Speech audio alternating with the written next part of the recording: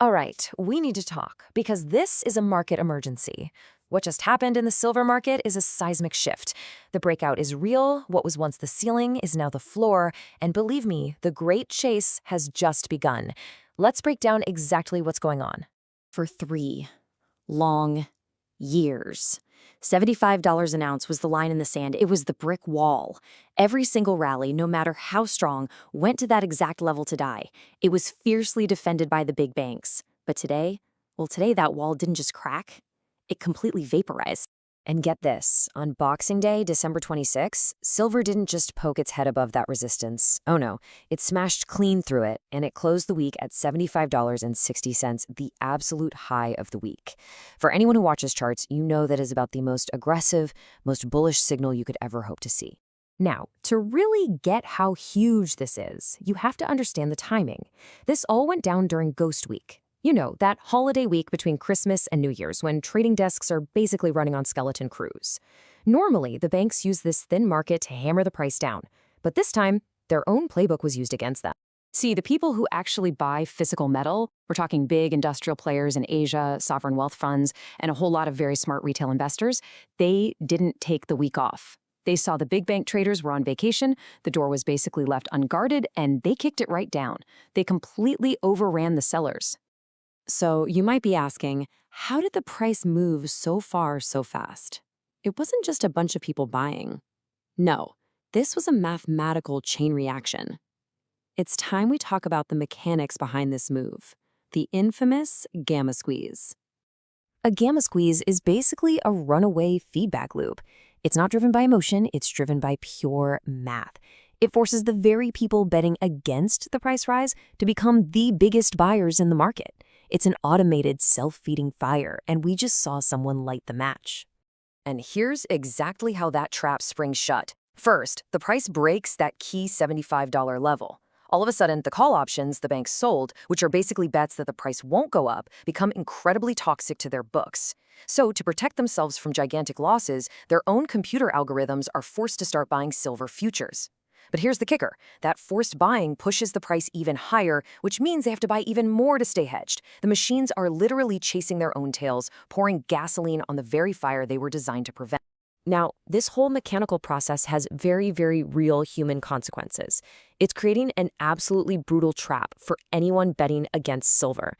And at the exact same time, it's lighting a fire of FOMO, fear of missing out, under a whole new wave of buyers.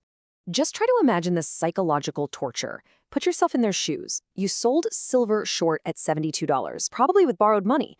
Now you're stuck for a whole 48-hour weekend deep in the red, just praying the market doesn't open even higher on Sunday night.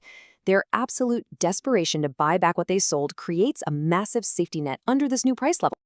But it's not just about the short sellers. Look at this timeline.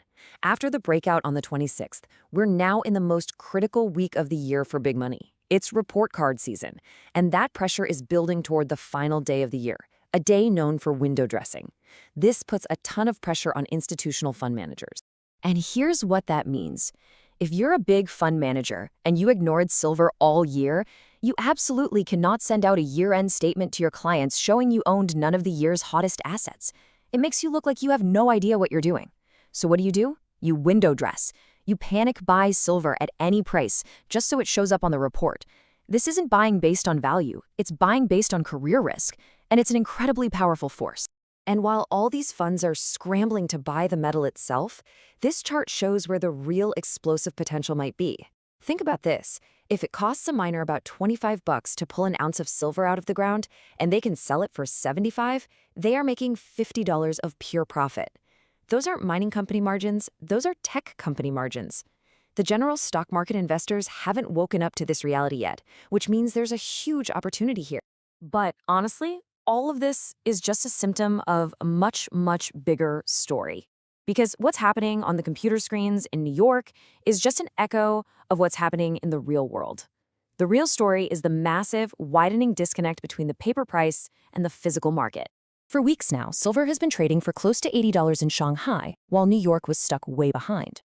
This breakout to $75.60 isn't really a breakout at all. It's just New York playing catch up to the rest of the world.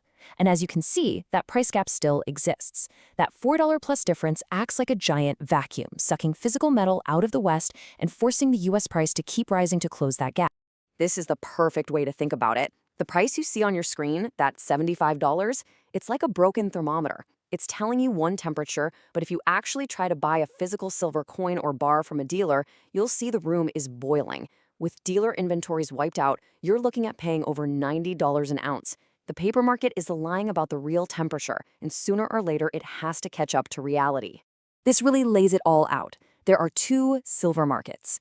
In the paper market, you own an ETF or a futures contract, which is really just a claim on metal. It's a promise from a bank. And if things get ugly, they can just settle you in cash at that lower paper price, meaning you miss out on all the real gains. But in the physical market, you hold a coin, you hold a bar, you hold it, you own it, period. That distinction has never been more important than it is right now. So, the big question, what happens next? This breakout wasn't just another rally. It fundamentally changed the structure of this market. Let's map out the road ahead and the signposts to watch for as we head toward the next huge psychological level, $80. Okay, first things first. Expect a wild ride. It's totally possible, even healthy, for the price to pull back and test that $75 level to prove it's the new floor. But after that, $80 is a magnet. It's the point where this story can't be ignored by the mainstream media anymore. That's when the real FOMO kicks in, and this whole thing goes from being a financial story to a cultural one. Now, some people are going to look at this chart and say, whoa, it's overbought, time to bet against it. Let me be clear. Trying to short this market right now is like standing on the tracks in front of a freight train because you think it's going too fast. You're right, it is going fast.